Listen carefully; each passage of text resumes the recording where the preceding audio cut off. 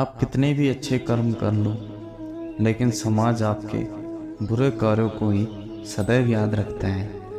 इसीलिए लोग क्या कहेंगे, यह सोचने से बेहतर है कि आप अपना कर्म करें। जन्म लेने वाले के लिए मृत्यु उसी प्रकार निश्चित है जितना कि मरने वाले के लिए जन्म लेना। इसीलिए इस विषय पर शोक मनाना व्यर्थ है।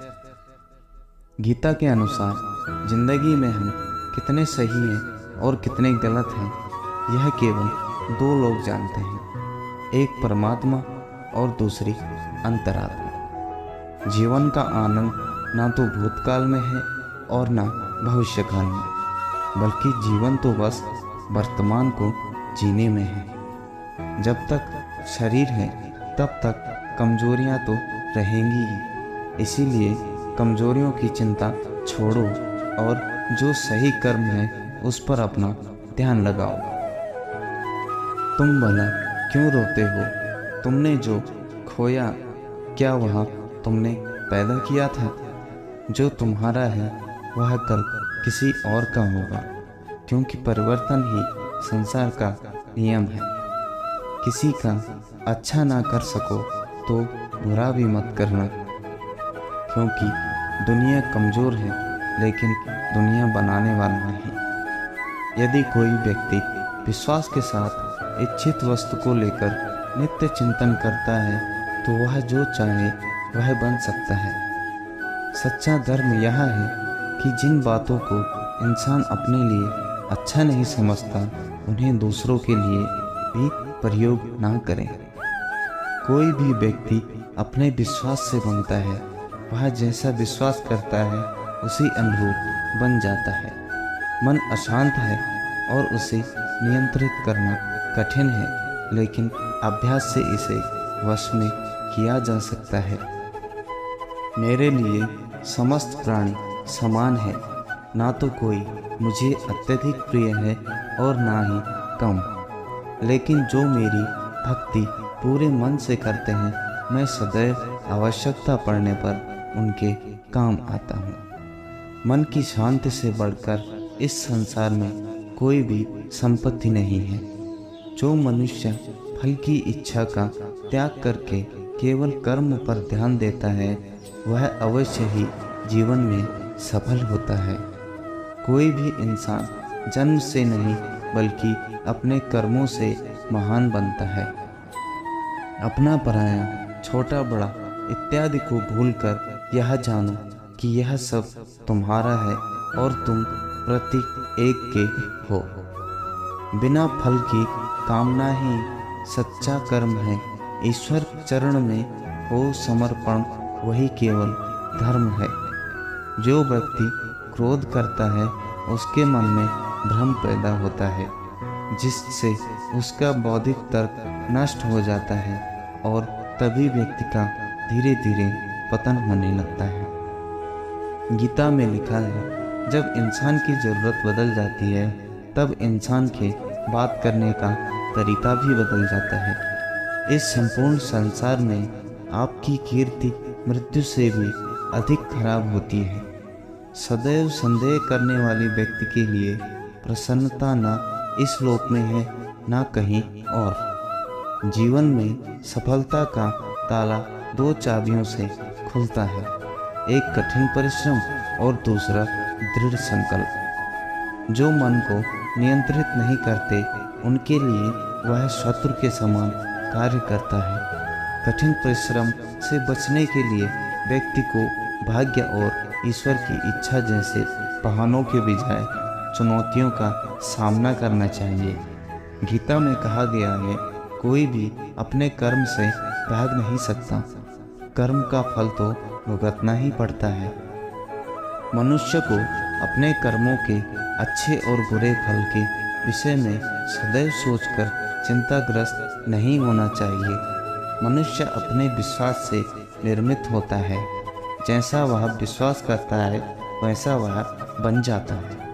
जो मनुष्य प्रतिदिन खाने, सोने और आमोद प्रमोद के कार्यों में लिप्त रहता है, वह नियमित तौर पर योग्य अभ्यास करके समस्त क्लेशों से छुटकारा छुटकारा पा सकता है।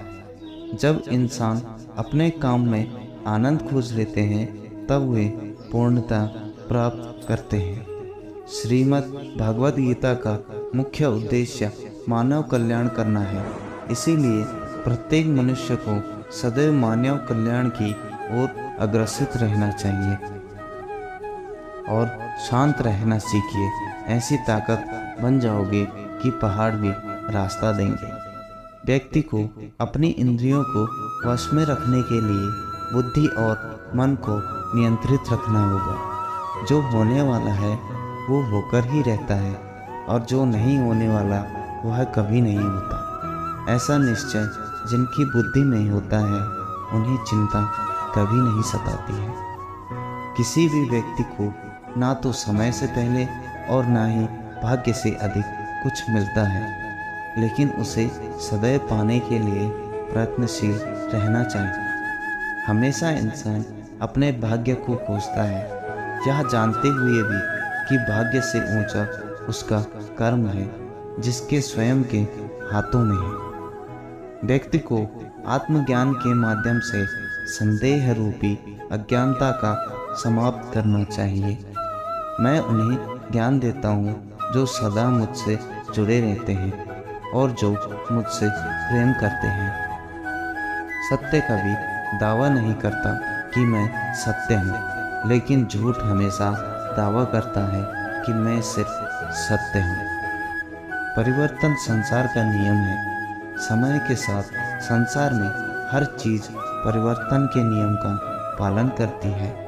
हालांकि मैं भूत, भविष्य और वर्तमान के काल के तीनों जीवों को जानता हूँ, लेकिन मुझे वास्तव में कोई नहीं जानता। संयम, सदाचार, स्नेह एवं सेवा ये गुण सत्संग के बिना नहीं आते। मनुष्य जिस रूप में ईश्वर को याद करता है, ईश्वर भी उसी रूप में दर्शन देते हैं। अपने कर्तव्य का पालन करना ही प्रकृति द्वारा निर्धारित किया हो, वह कोई पास नहीं है। सज्जन व्यक्तियों को सदैव अच्छा व्यवहार करना चाहिए, क्योंकि इन्हीं के पद चिन्हों पर सामान्य व्यक्ति अपने रास्ते को चुनता है।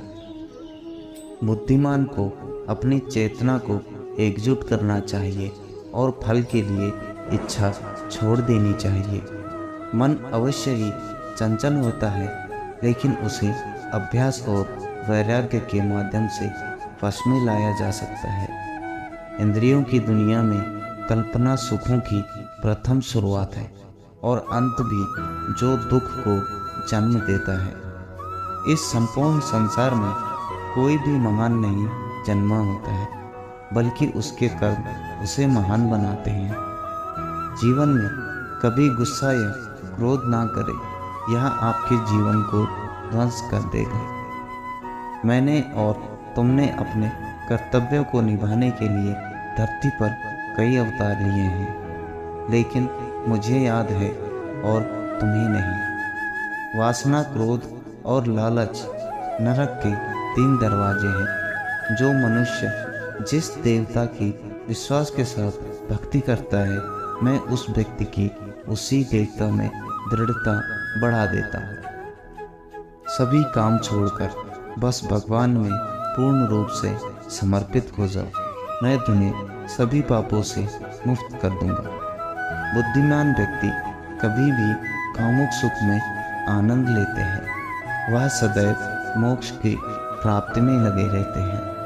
वह जो सभी इच्छाएं त्याग देता है, उसे शांति प्रदान होती है।